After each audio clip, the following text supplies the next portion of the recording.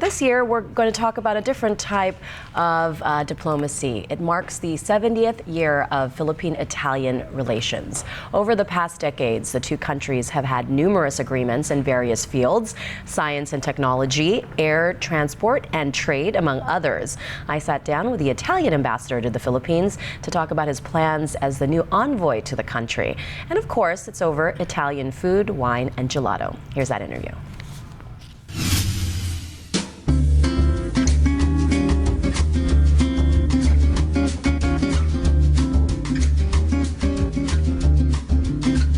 So now I'm in Makati to meet Italy's ambassador, Giorgio Guglielmino. Hi, Ambassador. Hello, Lisa. How are you? Good to meet you. Yeah, Thank you so much for you. having us. No, not at all. It's And a you pleasure. chose, yes, and you chose Luso restaurant. I chose Luso, which Why? maybe is a different choice, but I chose not only Italian restaurant. I chose a restaurant which is a sort of link between Italy and Philippines, because this place is owned by the superstar Margarita Fornes. Our celebrity chef. Yes, her celebrity chef. And of course, she's 100% Filipino, but she was trained in Italy. She goes to Italy more than once every year. She has a lot of links. She prepared some Italian food. So I think that it was nice to have a place which is not only Italian, not only Filipino. It's a link between the two countries. Okay, very representative since we Yes. are celebrating 70 years of Exactly. bilateral ties. And I'm looking forward to what you have prepared for us. And you're going to give us a little lesson in Italian food. So let's try. Yeah.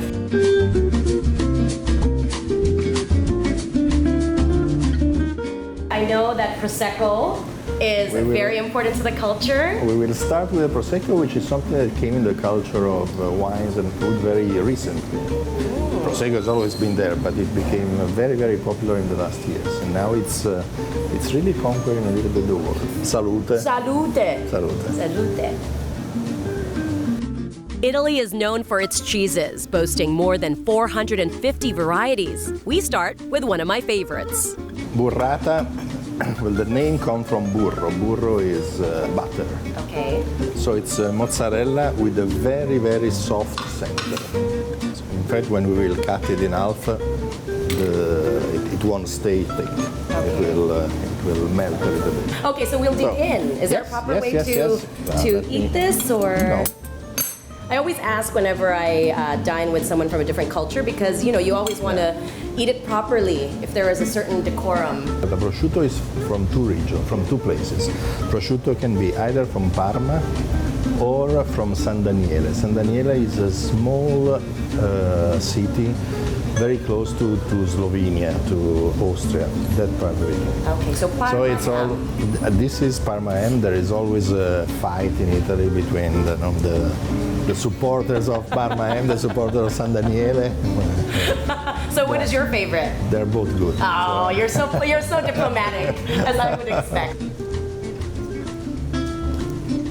You like it? I like it. Okay. There you go. What's not to like about Italian food? Ambassador Guglielmino arrived in the Philippines just over 2 months ago, and first on his agenda, a direct link between the two countries. First thing that we can do, for example, and I'm really working on it since I arrived, is the establishment of a direct link Roma-Manila flight. Yes. So I went to see the chairman, the vice chairman of Philippine Airlines, and we are working on that. So hopefully by the second half, end of 2018, we will have a direct flight. That would be great. Because Philippines is still perceived as a very far away country from Italy. How long is the flight typically? Like the two legs? It's 12 or 24 hours. Wow, yeah. So And if you have the direct flight, how long? 12 do you think that would hours. be? Wow. So that makes a difference. Red eye. Even psychological, it's a Yeah. difference. Because they are lazy, They're lazy. He said it, not me. You have a huge community in Italy because you have about 200,000 Filipinos that, of course, will be willing to take a Philippine Airlines flight to go back.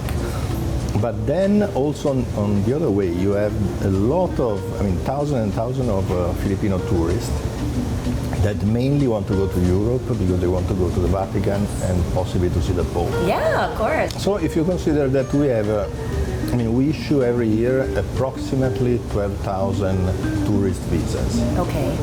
From Italy to here? No, from here to Italy. Oh, okay, Filipino tourists. Filipino tourists. Okay. It's an important number. Then we issue a lot of visa, again a few thousand, for sailors that go and embark in ships in Italy. So that is also a very important figure. Ambassador Guglielmino stressed the importance of tackling problems that hinder the Philippines' progress, which is why Italian companies are investing in infrastructure, among other things. We have a couple of very important companies that are working in the infrastructure. And of course, they brought here a few Italians, more than a few Italians. They are building in Manila and a little bit north of Manila. And I hope that more companies will come, because I think that infrastructure is one of the points of connection that could very well be between Philippines and Italy. Very lucrative as well. With President Duterte's plan for build. Yes, but I think that it would really change a lot in the Philippines if the infrastructure can be really put into place. It really is a barrier to progress, our infrastructure. I mean, you've been here a few months, you know our traffic. A lot of people tell me about traffic here, but I was ambassador to Bangladesh for 4 years. Okay. And it was not better. Really? Yes.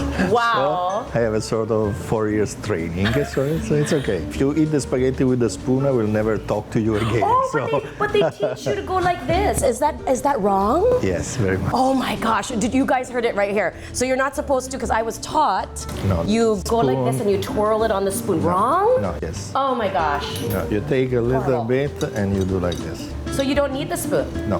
Where did we learn that? Who taught us that? I don't know, you told me that you lived in the States, maybe. It's Americans. Yeah. Okay.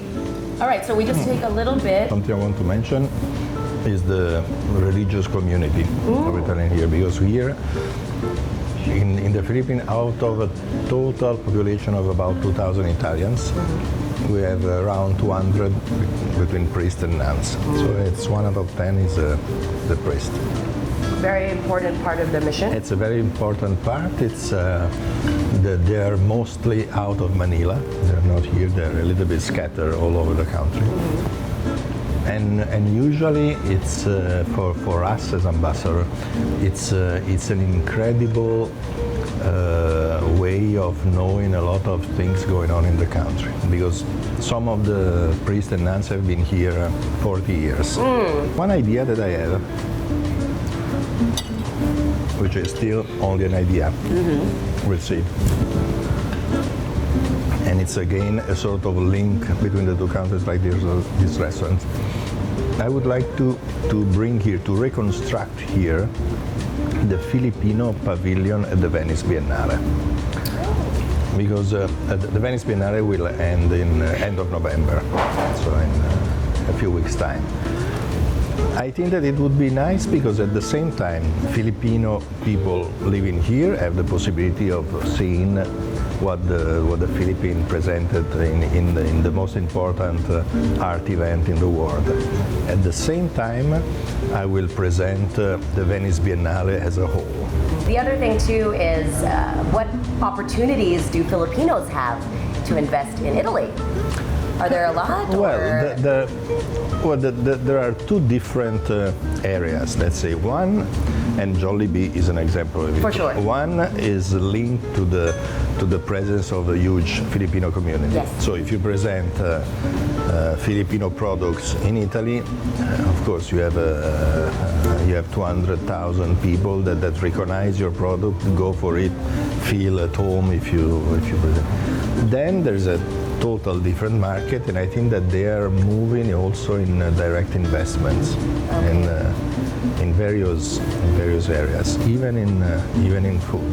Yeah, for sure. I think Italy has the reputation for good quality raw ingredients. I did a story with Ferrero Rocher. Okay.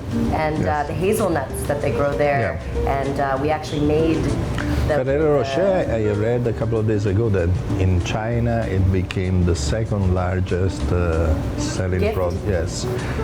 And I was shocked by this, to be honest, when I moved to Asia. It's everywhere. It's like everywhere. That is like a present. People give that as gifts, have birthday gifts, Christmas gifts, any kind of celebration. It's Ferrero Rocher.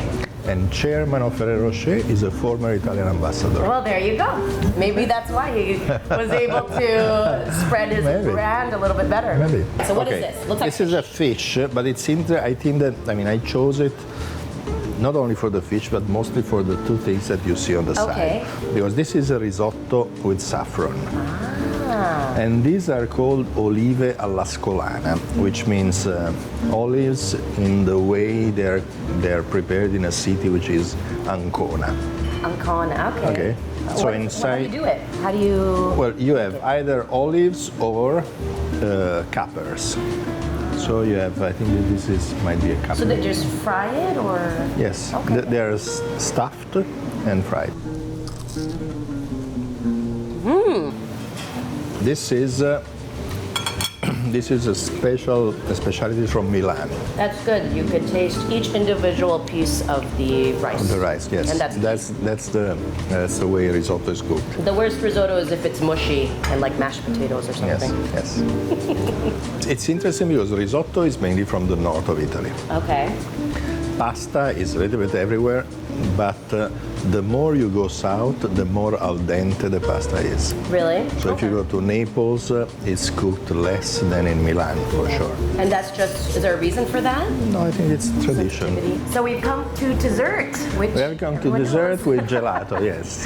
With gelato first, which Okay. is something that a little bit surprised me in the Philippines, because there are not many ice cream parlors. Really? Yes, Actually, now that you mention it, I don't Yeah. see very many, there are not many. especially with And, how it's hot no. here. Well, it's hot. The population is young, so it's, why not? Well, there's a business opportunity. It's a business opportunity. Somebody told me that one of the problems is the milk, because there's not enough production of milk. That is true. So if you want a very high quality ice cream, you have to do it with fresh milk. Okay. This is a revisitation of tiramisu by Margherita Forres, because tiramisu is generally looks different. Yes. It doesn't have white chocolate, and she put white chocolate, but it's very good. And this one is, what kind of gelato is this one? This is olive oil gelato. Ooh, Yeah, we yes, have, I love olive oil. So Okay, so let's try. it's again very popular now to have this gelato with different flavors. We tend to eat espresso even in a very quick way. You enter into a coffee place, you go to the bar, you have an espresso, 2 minutes, you stand, you do not sit, and you go away, which is something that doesn't happen anywhere else in the world. It's true. Actually, that was like the most surprising thing I realized is you just stand there and people Yes. drink and they leave. Yeah. It's like a drive-through or something. yeah. And you know that in Naples there is this very beautiful tradition which is called il caffè pagato. Okay. Caffè pagato means paid coffee, which means if you are a normal person, you can go to the coffee place, pay for 2 coffees and drink only one. And then if a poor person enters the coffee shops and he can ask, is there any caffè pagato? And they say, yes, there is. And he can go and have his coffee without paying, because it has been paid by someone. Wow, that's so interesting. It's very nice. The idea is that even if you are poor, even if you cannot afford, you cannot be denied of the pleasure of a coffee. It's a right. Coffee It's a is right. not a privilege, it's a right. Whether you want to invest in Italy or just visit for pleasure, here's a travel tip from the Italian ambassador. If you have the possibilities, go to Italy in April, May, June, or September. Okay, Those are April, May, June, or September. Okay. July and August are the.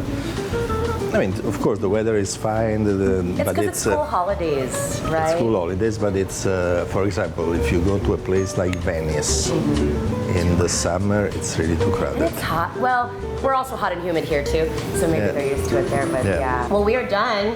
I had such a delicious meal, Ambassador. Thank you so much. Lisa, thank you. This Thank was you so very much fun. Learning about Italian culture, Italian food, the Italian embassy. Yeah, thank you. And Well, thank you very much. Look It was a forward to pleasure. seeing what you get done during your term here. Okay. Learn more about our culture. Okay, Okay. salute.